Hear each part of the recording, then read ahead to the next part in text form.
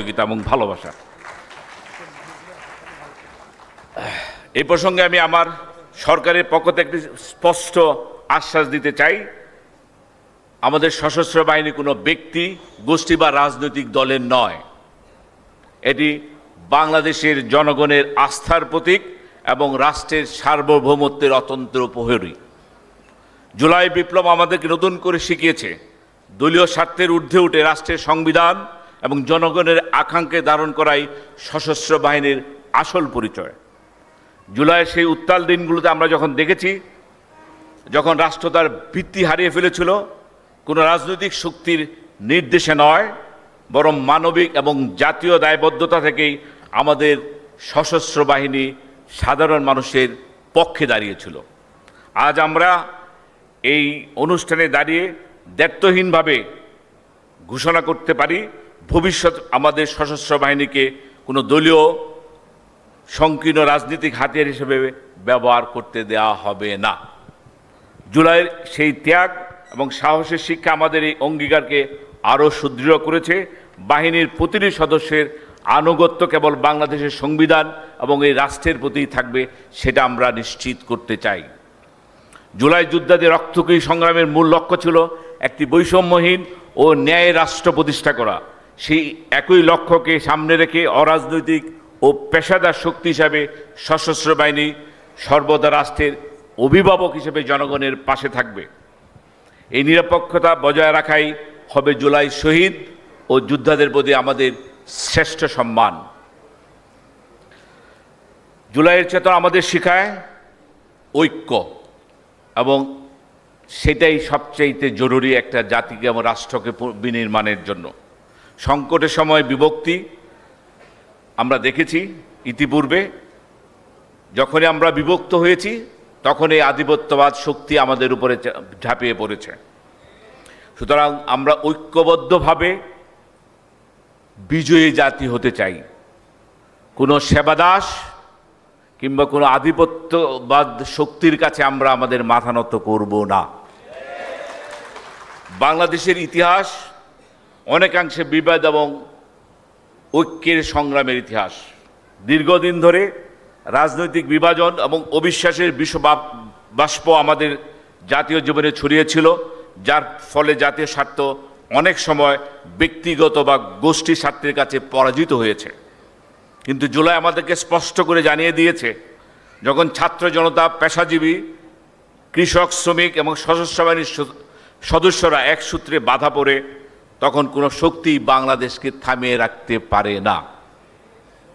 সংহতি মানে শুধু একমত হওয়া নয়, সংহতি মানে ভিন্ন মতকে সম্মান করে জাতীয় স্বার্থকে নিজের ঊর্ধ্বে স্থান নিয়ে জাতীয় স্বার্থের কাছে নিজেকে সমর্পণ করা।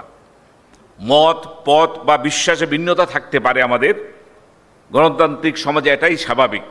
কিন্তু রাষ্ট্র, স্বাধীনতা, সার্বভৌমত্ব এবং জাতীয় স্বার্থের প্রশ্নে আমাদের ঐক্যবদ্ধ থাকতে হবে, অন্যথায় আমাদের দেশটা আবার কোনো কালো ছায়ায় আবিষ্ট হয়ে যেতে পারে। একটি শক্তিশালী, নিরাপদ এবং সমৃদ্ধ বাংলাদেশ গড়ার পূর্ব শর্ত হলো জাতীয় সংহতি। আজ আমরা এখানে যখন জুলাইয়ের গৌরবময় স্মৃতিকে স্মরণ করছি, তখন আমরা শুধু অতীতকে স্মরণ করছি না, আমরা ভবিষ্যতেও একটি অঙ্গীকার পুনর্ব্যক্ত করছি। সেই অঙ্গীকার হলো একটি ঐক্যবদ্ধ, নিরাপদ, ন্যায়ভিত্তিক, সমৃদ্ধ এবং আত্মমর্যাদাশীল বাংলাদেশ গড়ে তোলা, যেখানে শহীদদের আত্মত্যাগ, আমাদের সংগ্রাম এবং জনগণের আকাঙ্ক্ষার সম্মানের সঙ্গে ধারণ করতে পারি। রাওয়া পরিবারের প্রতি আমার আন্তরিক কৃতজ্ঞতা জানাচ্ছি। আপনারা এই জাতীয় বিবেকের একটি অংশ। আসুন আমরা সবাই মিলে প্রতিজ্ঞা করি, জুলাইয়ের চেতনাকে বিভেদে নয়, ঐক্যের শক্তিতে রূপান্তরিত করি। সংঘাতে নয়, সংহতির ভিত্তিতে প্রতিষ্ঠিত করি। জাতীয় স্বার্থকে সর্বোচ্চ অগ্রাধিকার দিয়ে আগামী প্রজন্মের জন্য একটি শক্তিশালী এবং নিরাপদ বাংলাদেশ প্রতিষ্ঠিত করি। আমি যেহেতু স্কোপ অনেক কম পাই, দুইটা জিনিসের ব্যাপারে জুলাই যোদ্ধাদের অনুমতি নিয়ে আমি একটু বলবো। আমরা আমাদের হৃদয়ে অনেক রক্তক্ষরণ গত 17 বছরে জমা হয়েছে। মেজর সিনহা হত্যাকাণ্ড, বিডিআর হত্যাকাণ্ড এবং আমাদের অনেক ভাইদেরকে সিস্টেমেটিক্যালি মারা হয়েছে এবং তাদেরকে এমনভাবে, আমাদের দুজনকে অলরেডি দেখেছেন, আজমি স্যার, হাসিন স্যার, আরও অনেকেই আছেন, জীবন থেকে অনেকগুলো স্বর্ণালী দিন কেটে নেওয়া হয়েছে। তো আমরা, আমাদের সরকার এই সব বিচারের ব্যাপারে দৃঢ় প্রতিজ্ঞ এবং আমরা মেজর সিনহার হত্যাকাণ্ড যত দ্রুত সম্ভব কার্যকরী করা যায় তার জন্য সর্বোচ্চ পদক্ষেপ গ্রহণ করছি।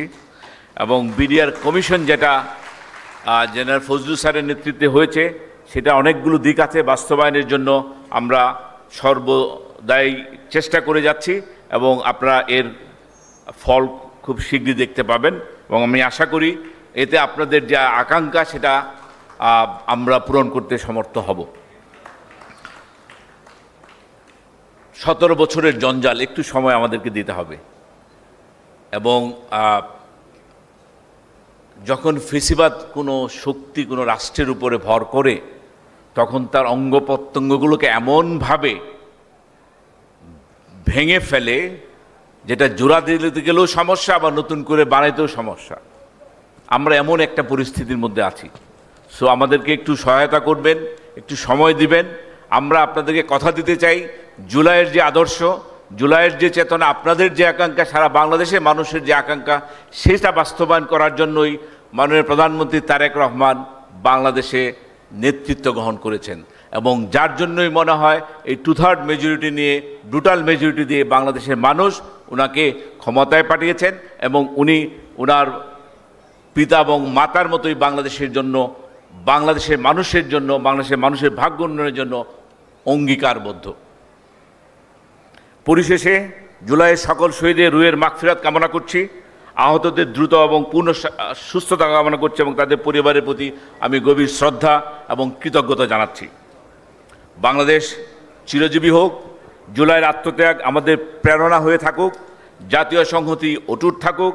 আল্লাহ আমাদের সকলকে এবং বাংলাদেশকে আরও শক্তিশালী, নিরাপদ এবং সমৃদ্ধ করার তৌফিক দান করুন। বাংলাদেশ জিন্দাবাদ। আল্লাহ হাফেজ। ধন্যবাদ মাননীয় উপদেষ্টা brigadier general doctor A K M Shamsul Islam.